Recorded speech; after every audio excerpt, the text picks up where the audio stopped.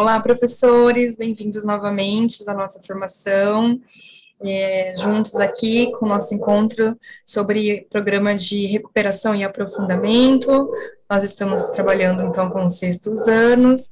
Eu sou a professora Marília Muno, me autodescrevo como branca, de cabelos curtos, cabelo castanho, estou vestindo uma roupa, uma camiseta amarela, com alguns detalhezinhos. E vamos dar início, então, à nossa formação com um enfoque, lembrando, em letramento, certo? Vou fazer o compartilhamento com vocês da tela, para a gente poder começar.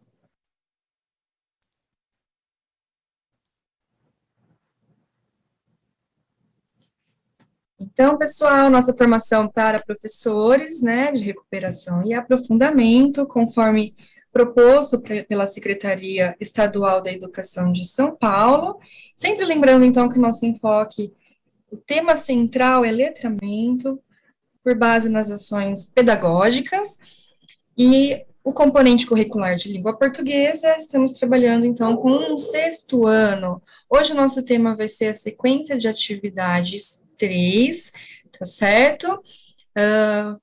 E o Aprender Sempre, volume 1.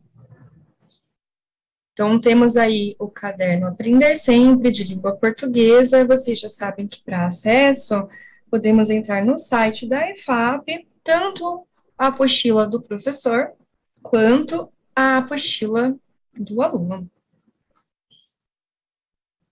Então, vamos sempre aí falar sobre o nosso objetivo, certo? Revisitar aspectos teóricos apresentados na formação de etapa sobre o tema central do letramento, com enfoque na análise linguística e semiótica. Relacionar o tema central do letramento com as atividades da sequência da atividade 3 do material Aprender Sempre, tendo como base a análise linguística e semiótica. Sugerir metodologia ativa com foco na organização e gestão de sala de aula para fomentar as ações do desdobramento na TPC. Nossa agendinha de sempre, né, com 3 momentos. Então, primeiro momento, revisitar aspectos teóricos já apresentados na formação de etapa sobre o tema central do letramento, com enfoque na análise linguística e semiótica. Segundo momento, relacionar o tema central, letramento, com as atividades da sequência de atividade 3 do material Aprender Sempre, tendo como base a análise linguística e semiótica. E o terceiro momento, sugerir uma metodologia ativa com foco na organização e gestão de aula para fomentar ações e desdobramento no ATPC. Então, vamos começar aí o nosso primeiro momento, o nosso encontro formativo. Nesse primeiro momento, então, nós vamos revisitar aspectos teóricos já apresentados na formação de etapa sobre o tema central letramento, com enfoque em análise linguística e semiótica, certo? Temos aí, então, pessoal, ainda fazendo essa visita ao tema central, né, tendo a língua portuguesa sob a perspectiva do enunciativo discursivo, certo? Professores, o currículo paulista, com base na BNCC e nos PCNs, apresenta a língua portuguesa sobre a ótica enunciativa discursiva. Tais aportes teóricos visam a impactar o trabalho proposto para a língua portuguesa, em que a linguagem é vista como uma prática social.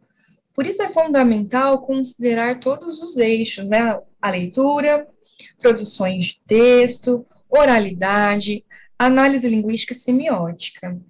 As práticas de linguagem devem ocorrer por meio de sujeitos sociais e historicamente situados em uma interação sempre responsiva.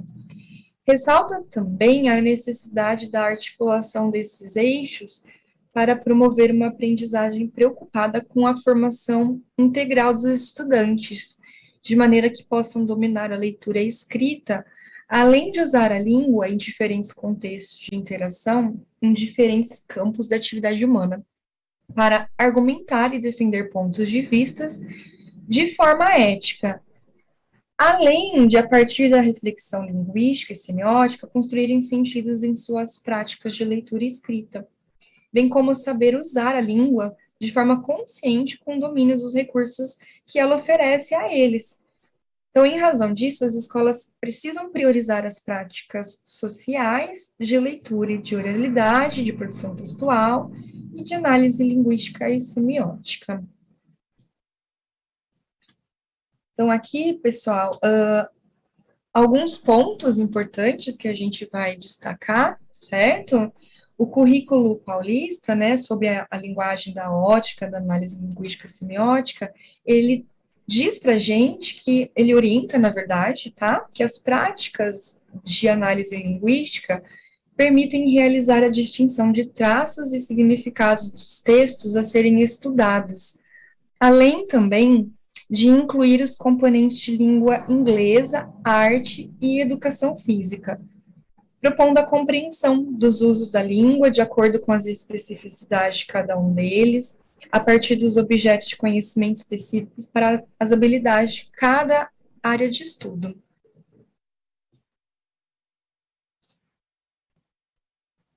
Então, aqui, como visto na formação de etapa, o currículo paulista aponta o componente de língua portuguesa como propiciador de experiências que contribuem para a ampliação dos letramentos, possibilitando a participação significativa e crítica dos estudantes. Vale destacar esses conhecimentos linguísticos, eles não devem considerar somente os usos relativos ao privilégio social e cultural dado à leitura e escrita, mas também considerar, inclusive, as outras linguagens, tais como as semioses que produzem sentido, como as variações de graus, de tons, ritmos, intensidades, volumes, ocupação de espaço, presentes também na escrita, mas também geralmente pouco explorada, entre outros.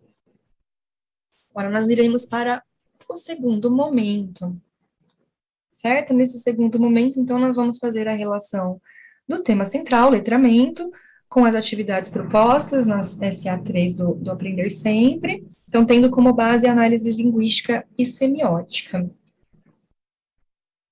Então, vamos analisar aí a primeira aula dessa sequência de atividade. Essa primeira aula propõe para a gente pensar por imagem, certo? Então, essa seleção das aulas, elas atendem às orientações das habilidades essenciais, certo? E ela se justifica por atender às orientações. Opa, gente, desculpa que eu me perdi. As orientações das habilidades essenciais relativa à inferência em textos multissemióticos, para assim poder construir um sentido, certo? E aí, como que a gente vai analisar essa aula? Então, primeira coisa é rever a habilidade essencial, que é o mais importante, a primeira coisa que a gente faz, e analisar o objetivo da aula 1, certo? Porque, né, o título dela, Pensamos por Imagens. Segundo, vamos apresentar o conjunto das aulas, né, as proposições da sequência de atividade 3 que eles fazem para os sextos anos. E, por último, analisar a primeira aula, com foco na análise em linguística e semiótica. Então, vamos para essa aula. Então, a habilidade essencial e objetivo, tá? A gente tem aí duas habilidades essenciais, então, EF69, LP05A, que ele pede para inferir, em textos multissemióticos, o efeito de sentido, humor, ironia ou crítica, produzido pelo uso de palavras, expressões, imagens, clichês, recursos iconográficos, pontuação, entre outros. E a EF69 LP05P. Então, ela pede para justificar em textos multissemióticos o efeito de sentido, humor, ironia ou crítica, produzido pelo uso de palavras, expressões, imagens, clichês, recursos iconográficos, pontuação, entre outros. E o objetivo dessa aula fazer reflexões a partir da leitura de textos multimodais com o mapa mental.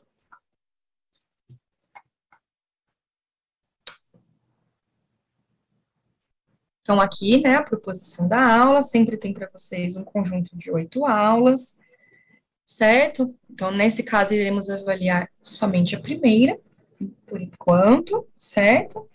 Lembrando que vocês podem ir usando as nossas proposições, são apenas sugestões, certo? Vamos então para a nossa aula. Essa aula, pessoal, nela tem já o título dela. Pensamos por imagens. Primeiro, ele pede o seguinte, né? Vivemos numa sociedade em que grande parte da comunicação se dá de forma visual. A internet, os aplicativos e as redes sociais apresentam informações para nós, muitas vezes por meio de imagens. Responda oralmente às questões a seguir em uma conversa com seus alunos, com seus colegas, desculpa, mediada por seu professor. Então, a primeira questão, como será nosso cérebro recebe e processa as informações? E a segunda questão, você já tinha pensado que nosso cérebro funciona como um computador? Então, aqui, professores, a gente tem que incentivar os alunos a pensarem que a tecnologia está cada dia mais ocupando espaços na nossa vida, principalmente, atualmente, nos espaços escolares. E a gente vive consumindo todo o tempo a tecnologia. Desde a hora que a gente acorda em casa, para ir para a escola, na volta, certo? E é importante ter esse destaque, essa conversa com os alunos, de como que nós estamos utilizando a tecnologia. E aqui nessa aula, o foco, então, vai ser uma construção de um mapa mental. E ele vai se assemelhar muito com as conexões de uma rede de comunicação computadorizada. Então, é importante fazer essa relação que eles ainda não aprenderam sobre um mapa mental, ou talvez tenham visto muito rapidamente alguma outra aula, com algum outro professor, em alguma outra matéria. Tem algumas matérias diversificadas que elas passam sobre isso, né, o que é um mapa mental, então é legal dar uma retomada com os alunos, se eles já sabem, se eles já aprenderam, caso não, conversar com eles, né, fazer essa relação, inclusive, com a questão tecnológica, né, como que a gente tem o funcionamento desses mapas mentais na tecnologia, certo? São redes, né, então a gente pode já ir pautando isso para eles, as redes de comunicação, certo? E a gente pode também comentar com eles que o mapa mental, ele é uma ferramenta que ele vai potencializar não só as formas que eles estudam, mas também como preparar eles para atividades orais e escritas. Porque isso vai ajudá-los a concentrar nessa prática palavras-chave, que para eles vão ser as principais ideias, a respeito do tema. E aí, para construir um mapa mental, a gente pode chamá-lo, inclusive, de mapa visual, há recursos digitais. Então, são vários tipos de aplicativos que podem ser utilizados. Podem ser utilizados, inclusive, impressões, né? A gente pode fazer isso à mão, de repente, escrever e desenhar. Eu tive a experiência de um aluno de ensino médio que ele fez um mapa mental com o tema pedido, mas ele fez em formato de histórias em quadrinhos. E eu achei muito interessante, porque na visão dele, o mapa mental dele estava certinho realmente, né? Mas em formato de histórias em quadrinhos. E ele fez os apontamentos centrais ali, de acordo com o tema pedido, mas no formato de HQ. E foi uma experiência diferente até para mim, foi muito bacana isso, viu, gente? Isso vai depender, inclusive, de cada estudante, né? O mapa mental, ele é muito pessoal, então é interessante despertar isso nos alunos, liderá-los a serem autônomos nesse sentido, né? O mapa mental, ele tem um tema central, ele tem apontamentos com ideias centrais, porém ele é muito pessoal, eu posso fazer desenhos, eu posso fazer esquemas, eu posso fazer círculos, e como esse aluno que aconteceu comigo, fazer uma história em quadrinhos. Muito interessante, né, pessoal? Vamos continuar, então. Então, aí a gente tem um exemplo de um mapa mental. Como eu disse, não precisa seguir um modelo fixo, né, gente? A gente pode variar de acordo com o que os alunos gostam, né? Ao invés de círculos, utilizar coração, estrelas. Isso é muito individual, certo? Então, aqui nessa atividade 2, né, ele pede para vocês leia e analise o mapa visual a seguir. Então, aqui os estudantes, eles são orientados a realizar a leitura desse mapa mental, que ele vai sintetizar como que o cérebro humano funciona em relação aos pensamentos, certo? Então, no campo da análise linguística e semiótica, os conhecimentos linguísticos predominantes são acionados pela linguagem verbal e não verbal, cujo elemento semântico, os elementos semânticos, eles vão sendo construídos de acordo, de modo a acionar efeitos de sentido, a partir das expressões concisas que podem caracterizar as formas do pensamento humano.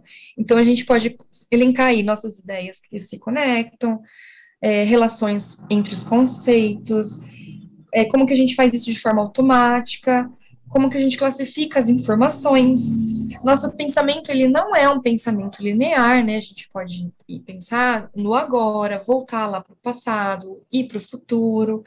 Ele não tem uma linha contínua, certo? Então, nosso pensamento é livre. Como, da mesma forma como nós juntamos as ideias em forma de teia, né? Querendo ou não, nós temos uma ligação gigantesca de ideias infinita.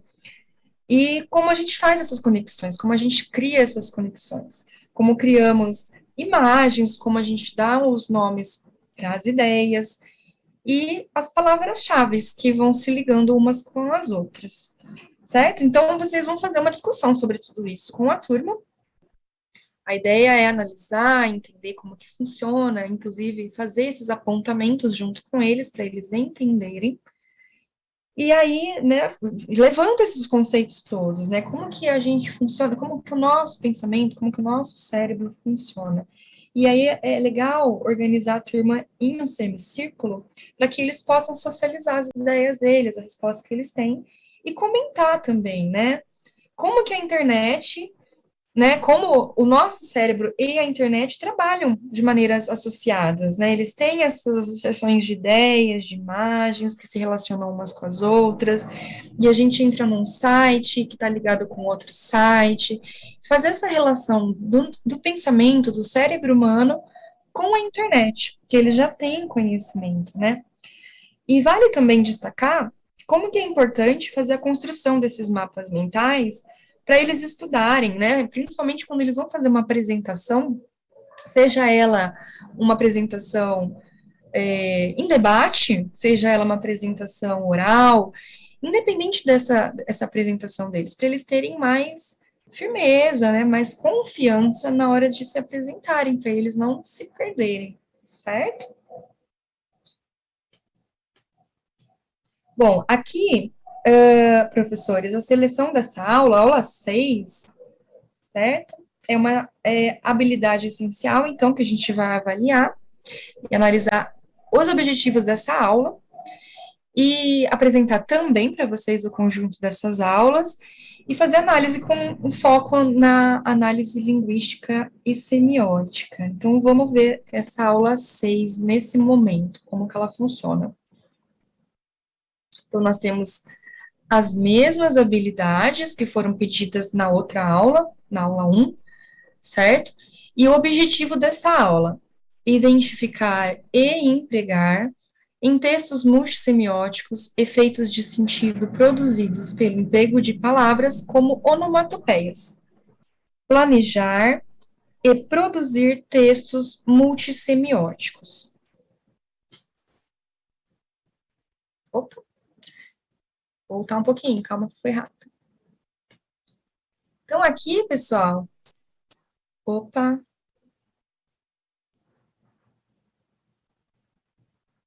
as proposições da aula, calma que ele está indo. Então, lá, novamente, né, nós analisamos a primeira aula, pensamos por imagens, e agora nós faremos a análise da aula 6. Pou, bang, boom. Então, percebam que é uma sequência, tá? Primeiro lá foi discutido, então, o mapa mental, como funciona o pensamento, uma conexão com a internet, como que a internet funciona, como que a tecnologia funciona, e agora a gente vai dar continuidade. Vamos lá. Então, aqui a aula 6, né, na atividade 1 dessa aula, os estudantes, eles são orientados a observar essas imagens e expressar o que eles veem nelas. Então, eles vão analisar, fazer uma análise de cada uma delas. Então, a primeira imagem são balões de fala, diferentes um do outro, e a segunda imagem, onomatopeias, certo? As onomatopeias são palavras que imitam som, ruído, E aqui, então, a gente vai fazer uma coleta de conhecimentos prévios sobre o que eles sabem disso, né? Então, aqui é a análise do conhecimento dos alunos a respeito da linguagem verbal e linguagem não verbal, que já foi estudada pela análise linguística e semiótica, com predomínio nos elementos semiânticos, notacionais, de variedade linguística. Então, é legal, se vocês puderem, se tiver possibilidade, projetar histórias em quadrinhos para comentar sobre a narrativa de variados gêneros textuais e mostrar para eles os balões, né, para eles perceberem, analisarem as diferenças de cada balão. Que aí eles vão notar, né? Um balão é para pensamento, um é para fala, um ele está gritando, um é o narrador. Então, fazer com eles esse levantamento também de uma história em quadrinhos. E também as onomatopeias que também aparecem em histórias em quadrinhos, né? Quando a gente tem um barulho, ou um ruído, um som muito forte, um estouro, né? E mostrar para eles essas diferenças que aparecem, então, em cada uma das histórias. E é legal também a gente fazer relação, lembrando da nossa habilidade, que é trabalhar com ironia, né, humor, fazer essa relação dos balões e da onomatopeia com esses gêneros, né, com o que é o humor, o que caracteriza o humor, isso dá um humor para o nosso quadrinho, a gente consegue identificar alguma diferença aí, trouxe alguma coisa para gente.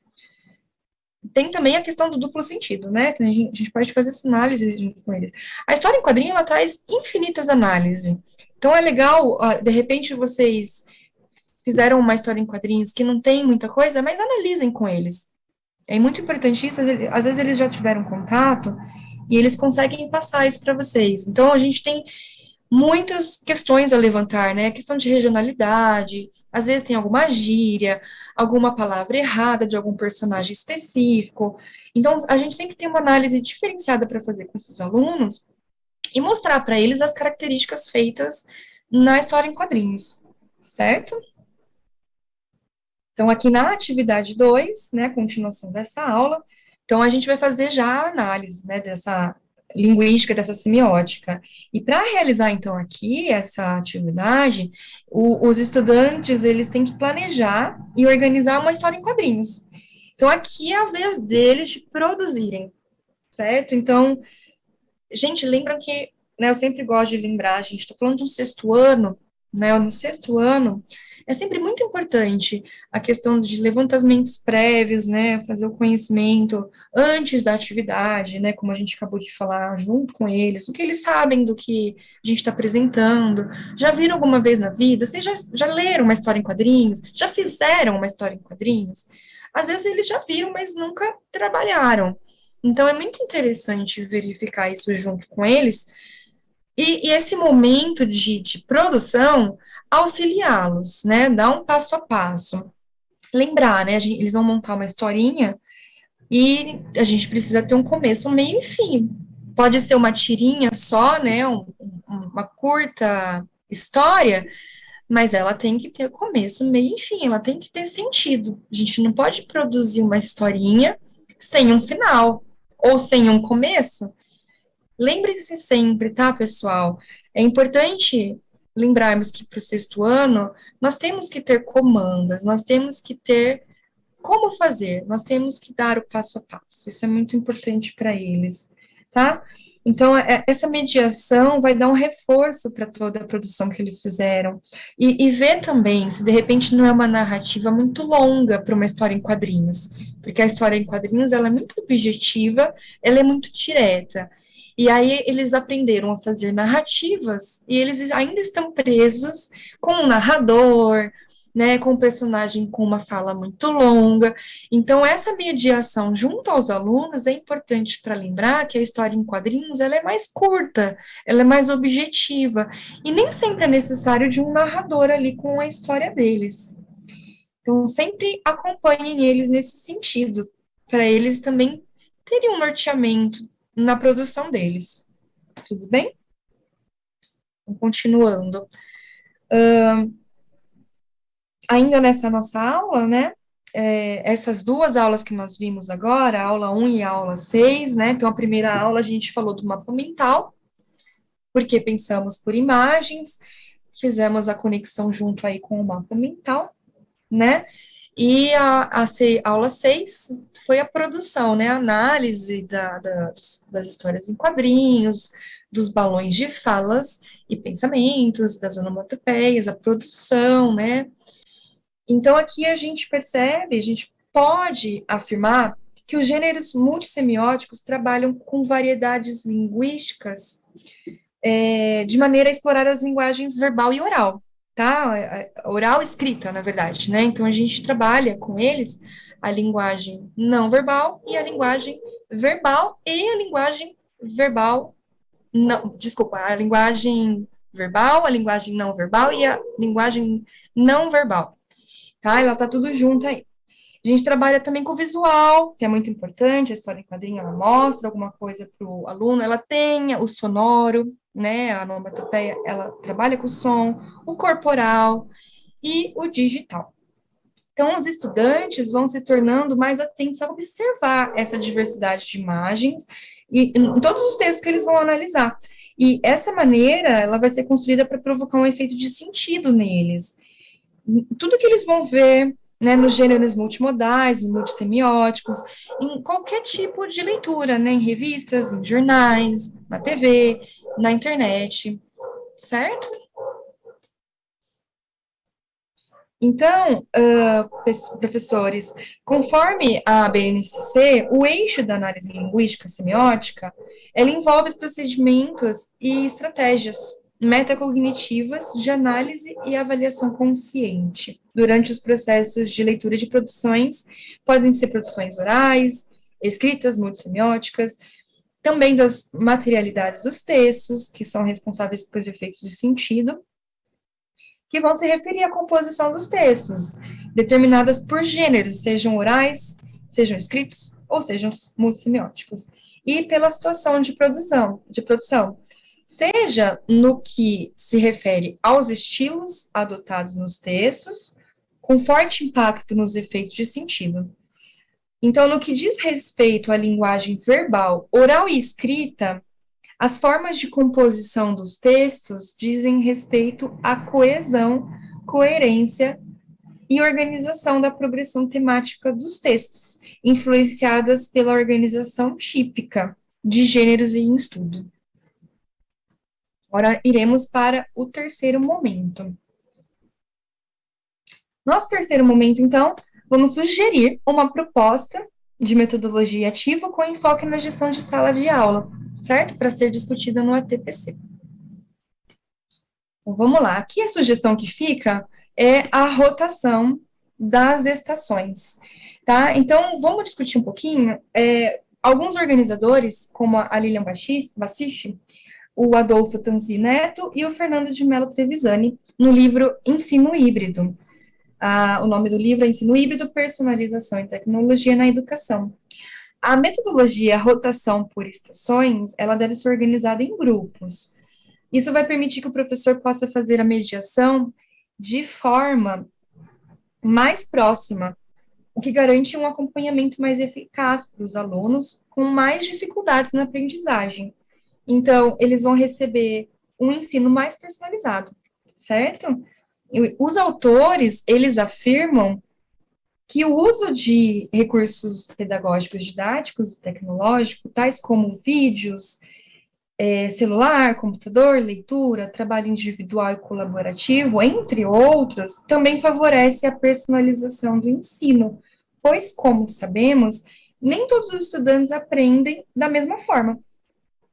Então, vale destacar que após a realização das atividades propostas em uma estação, os estudantes, após um determinado tempo, previamente combinado, lógico, eles trocam de grupo.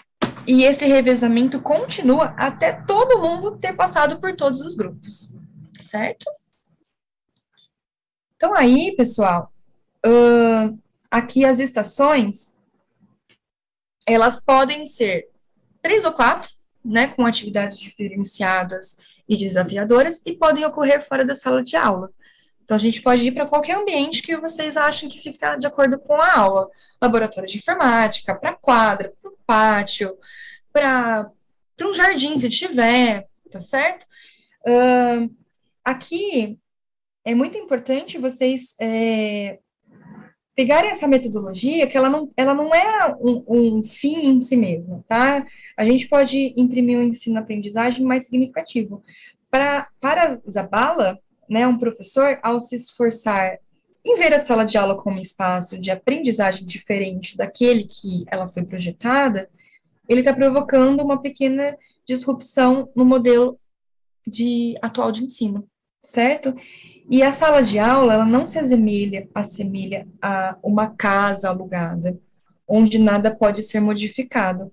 Muito pelo contrário, a sala de aula é um dos principais instrumentos com os quais contamos para desempenhar a nossa tarefa de educadores, certo?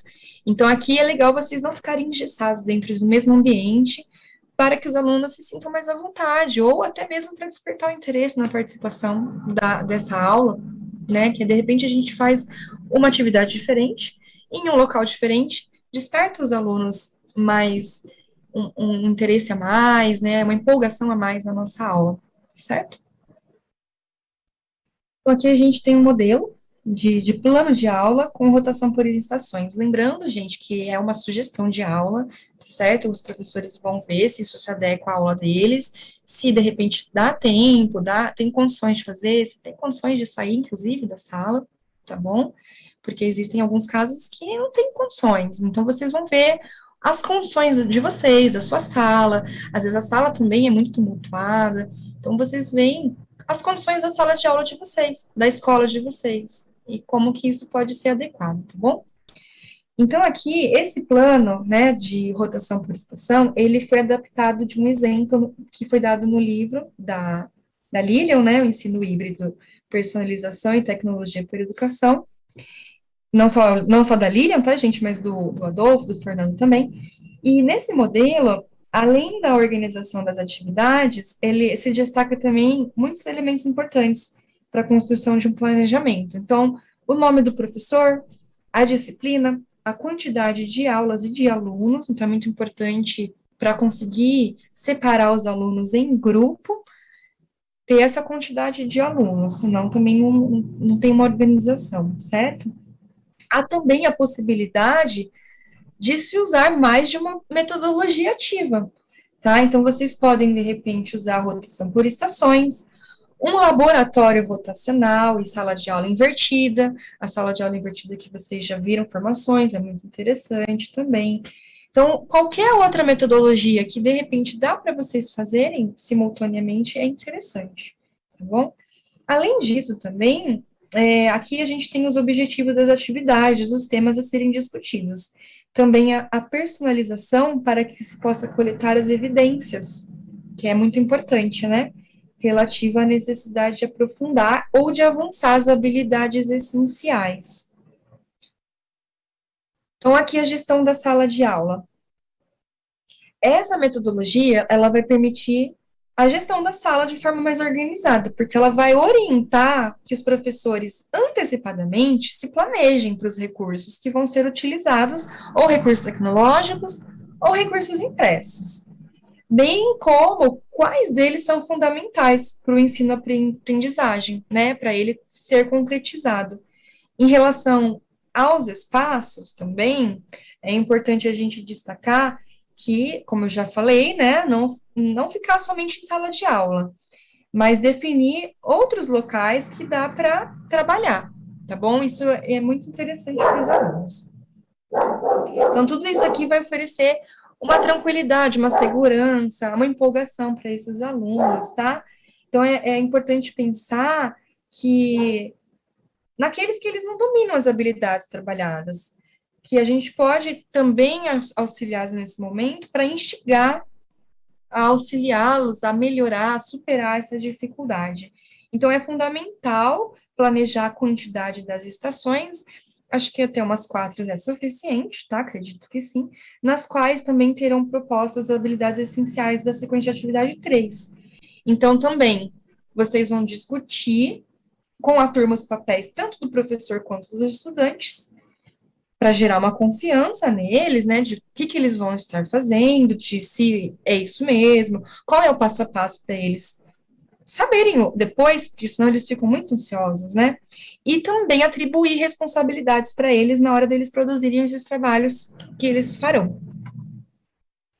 A avaliação, então, precisamos avaliá-los, né? Então, sempre temos uma avaliação, e nesse processo contínuo de avaliar as atividades envolvidas, durante o conjunto de estações, é fundamental realizar anotações mediante as observações, não somente relativas ao cumprimento das tarefas, mas também sobre a autonomia dos estudantes. Então, analisar autonomia, engajamento, colaboração, se eles realizaram pesquisas, qual que foi o posicionamento deles, eles tiveram posicionamentos críticos, então, a gente vai fazer análise de toda a performance desse estudante nesse trabalho, tá? Essa avaliação, ela vai permitir que eles desenvolvam uma personalização em relação aos estudantes que ainda não conseguiram alcançar os objetivos esperados de cada tarefa em cada estação. E essa coleta de dados, durante todo o processo de aprendizagem e no momento das avaliações internas, ela vai permitir para o professor pensar o quanto cada estudante não deve ser deixado para trás. E essa percepção, ela fica muito clara. Então, isso fica muito interessante quando a gente anota e aí a gente consegue dar um foco para esse aluno que precisa de um pouquinho mais de atenção. Então, agora a gente vai falar um pouquinho sobre o desdobramento para o ATPC, né? Então, sempre com 3 etapas aí. Na primeira etapa, então, pessoal, reunir-se com seus pares para a discussão das sugestões apresentadas nessa formação, refletir de que maneira os conceitos relativos ao letramento e a análise linguística e semiótica podem contribuir para o planejamento da SA3. Segunda etapa, planejar as aulas da SA3, que atendam às habilidades necessárias para serem retomadas com seus estudantes. Analisar a possibilidade de uso da metodologia rotação por estações para os anos finais. Articular com os processos de leitura e escrita de forma interativa, tendo os estudantes como centro da aprendizagem. E a terceira etapa, elaborar o planejamento na TPC, observando se as sugestões acerca do trabalho com habilidades essenciais e os seus respectivos objetos de conhecimento possibilitam fortalecer a transversalidade da leitura e da escrita, sempre promovendo a interação e integração entre os estudantes e professores e vice-versa. Então, vamos fazer uma sistematização aí da nossa formação? O que vimos nesse encontro, então, pessoal? Então, nós revisitamos aspectos teóricos, já apresentados na formação de etapas, sobre o tema central letramento, com enfoque na análise linguística e semiótica. Relacionamos o tema central letramento com as atividades da sequência de atividade 3 do material Aprender Sempre, tendo por base a análise linguística e semiótica. E sugerimos uma metodologia ativa com foco na organização da gestão das salas de aula para fomentar as ações do desdobramento no ATPC, tá certo? Pessoal, eu espero que vocês tenham gostado dessa formação, agradeço pela atenção de todos, foi muito bom estar aqui com vocês compartilhando essa formação e as sugestões de aulas. É sempre bom estar aqui, eu também aprendo bastante quando eu estou com vocês, fazendo essa formação, estudando, inclusive. E se houve alguma contribuição, vamos então auxiliar a gente aí com uma análise aí, tá, da minha formação. A gente tem aí um QR Code, então avalie esse encontro por meio desse link, tá certo? Temos aqui as referências bibliográficas, e eu vou fazer aqui rapidinho, parar meu compartilhamento para finalizar a nossa apresentação. Pessoal, muito obrigada, então, por essa formação. Agradeço por mais uma vez estar com vocês. Eu espero que tenha sido formativa, que de bom auxílio, as sugestões de alguma forma encaixem a vocês. É sempre sugestões que nós fazemos, análise, né, com base em vários estudos, muito estudo, muita gente, né, nesses estudos, e a gente sempre tentando trazer formas diversificadas de aulas para modificar um pouquinho, tanto para o professor quanto para o estudante. Então, eu espero que, de alguma maneira, isso tenha sido aproveitador a vocês todos, tá? Muito obrigada, pessoal. Até a próxima formação. Tchau.